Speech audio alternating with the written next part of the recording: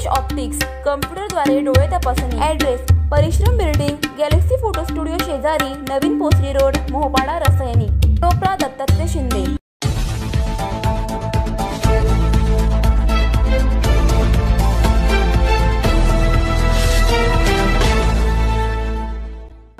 त्याचबरोबर आमचे DYP sir, Kadam sir, रेक्झिस कंपनीचे vice president Rajeev Ranjan sir, त्याचबरोबर plant head Menon sir, Gramin Pragati फाउंडेशनचे अध्यक्ष अभियंता मंगेश डबरे सर, आमचे नेहमी संबंध आणि चांगले जिव्हाळ्याचे असणारे आमचे सैनी सर, बाकीचे सर्व पदाधिकारी, प्रिया असोसिएशनचे सुनील कदम सर। मॅडम, हे जे पोलीस स्टेशन आहे खालापूर पोलीस स्टेशनमधून 1989ला विभाजन होऊन या पोलीस स्टेशनची स्थापना झाली। स्थापनेच्या वेळेस या ठिकाणी MIDC आली। MIDC आल्यानंतर बऱ्याच प्रमाणामध्ये जमीन अधिग्रहित झाली, उद्योगधंदे वाढले, औद्योगिकरण वाढलं। 2011च्या लोकसंख्या गणनेनुसार साधारण लोकसंख्या 57,000 होती। आता ती तब्बल जवळजवळ 6 लाख झालेली आहे। औद्योगिकरण वाढल्यामुळे मायग्रेशन भरपूर आहे। जसं जसं मायग्रेशन व्हायला लागलं, छोटे मोठे गुन्हे पण वाढणे सुरुवात झालेली आहे। जर आपण तुलनात्मक विचार केला 2024 आणि आता 25 मध्ये पण गुन्ह्याच्या संख्येमध्ये भरपूर काही वाढ झाल्याची दिसून येते आपल्याला। या ठिकाणी असणारे ज्या 2 असोसिएशन आहेत, एक प्रिया असोसिएशन कंपनीकडून, त्याचबरोबर ॲडिशनल पाताळगंगा पोलीस स्टेशनला, त्याचबरोबर पोलीस विभागाला, रायगड पोलीस दलाला नेहमी त्यांचं सहकार्य असतं। छोटी मोठी कामं नेहमी ते करत असतात। मॅडम, इथे 5 ते 6 फूट पाणी पूर्ण रासायनिक पोलीस स्टेशनमध्ये भरत होतं। हे काम साधारण 1-1.5-2 वर्षापासून आपण चालू केलं। ही बिल्डिंग आता सुसज्ज आणि सर्व सोयीनुसार आता आपल्याला ती पाहायला मिळत आहे। सर्व लोक सहभाग असतील किंवा कंपनीची मदत असेल, याच्यातून ही सगळी कामं आपण करून घेतलेली होती।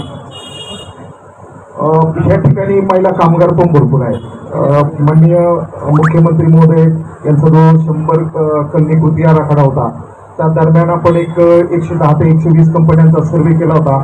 त्याच्यामध्ये एकूण 70 कंपन्यांमध्ये साधारण 2,000 महिला काम करतात। त्यांचा पण सुरक्षितेचा प्रश्न होता, गुन्हे वाढत होते। आपल्याकडं CCTV सारखा चांगला सेटअप नव्हता। मग मेमन सर असतील, साळुंके साहेब असतील, रंजन सर असतील, यांच्याबरोबर बसून समाजासाठी आणि आमच्याकडून पोलिसांकडून तुम्हाला काय बेस देता येईल नागरिकांकरता, याचा आम्ही जवळजवळ 2-3 दिवस विचार केला। त्यांनी मोठ्या मनाने CSR मधून पोलीस स्टेशनला 4.5 लाख रुपयाची मदत केली। त्याचबरोबर बसलेले जे सर्व रसायनीचे नागरिक आहेत, त्यांनी पण याच्यामध्ये मोठा हातभार लावला। साधारण 7 ते 8 लाख रुपयाचा हा प्रोजेक्ट होता, तो सर्वांच्या सहभागातून आज साकार झाला। मॅडम, हे CCTV बसवल्यानंतर एक साधारण 7 ते 8 दिवसानंतर कंपन्यांचे 2 मोठे गुन्हे घडले होते चोरीचे। साधारण एका कंपनीमधून 15 लाख रुपयाचा मुद्देमाल चोरून नेलेला होता आणि एका कंपनीमधून साधारण 1.25 लाख रुपयाचं ते चोरी झाली होती। जवळजवळ 18 लाख रुपयाची ती चोरी होती दोन्ही कंपन्यांमध्ये। ह्या आपल्या बसवलेल्या CCTVमुळे आरोपी पण आपण पकडले, त्याचबरोबर 100% त्याची रिकव्हरी झाली आणि त्या कंपनीच्या मालकांना आपण सगळ्या मुद्देमाल परत दिलेला। सर्वे केलेल्या कंपन्या ज्या आहेत, महिला सर्वे केलेल्या कंपन्या, त्याच्या जवळ आसपास कुठेतरी CCTV असावा, तो पण प्लॅन आम्ही केला। त्याप्रमाणे तिथे पण आम्ही काही कॅमेरे बसवलेले आहेत। त्याचबरोबर दररोज जामिनी पथक असतील, बाकीचे पेट्रोलिंग असतील, बिग मार्शल असतील, यांच्याकडून वेळोवेळी त्या ठिकाणी पेट्रोलिंग केलं जातं। संध्याकाळी 6 ते 7 वाजेपर्यंत। आज दिवस मोठा, ह्या महिन्यामध्ये दिवस मोठा आहे। आता काही दिवसांनी आता दिवस छोटा होईल, अंधार पडायला लागतो। महिलांना सुरक्षित वाटावं म्हणून सगळ्या महिला कर्मचारी पोलीस स्टेशनच्या कंपनीच्या भागामध्ये पेट्रोलिंग करतात। फक्त आम्ही जास्तीत जास्त मॅडम हा प्रयत्न करतोय की आपल्या रसायनीच्या नागरिकांना, सर्वांना, कंपनीचे जेवढे कंपनीचे लोक असतील, रसायनीचे नागरिक असतील, आमच्या याच्यातून बेस्ट त्यांना काही मिळेल आणि बेस्ट देता येईल याचा नेहमी आम्ही प्रयत्न करतोय। रेनिसेस कंपनीच्या मदतीने एक प्रोग्रॅमिंग केलेला TV आम्ही त्यांच्याकडून घेतला। त्या ठिकाणी जवळजवळ त्याला 1.5 लाख रुपये वगैरे खर्च केला त्यांनी।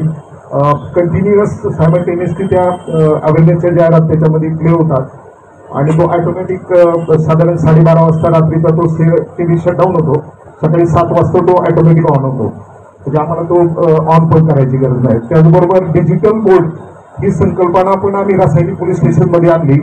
त्याच्यातला एक डिजिटल बोर्ड आम्ही पराडी कॉर्नरला बसवलेला आहे आणि दुसरा डिजिटल बोर्ड आम्ही मोपाडा चौकीला बसवतोय.